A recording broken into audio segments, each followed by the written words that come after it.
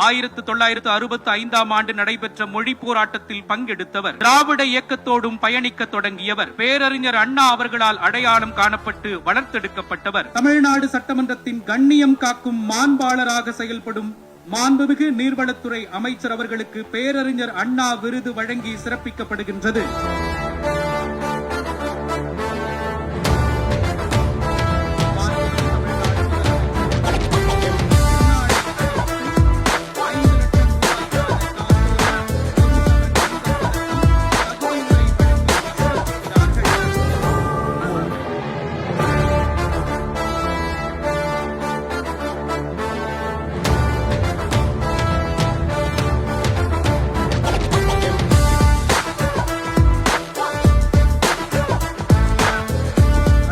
தமிழ்நாட்டின் வளர்ச்சி பயணத்தில் ஒருவரையும் பின்தங்க விடமாட்டோம். வெல்வோம் ஒன்றாக.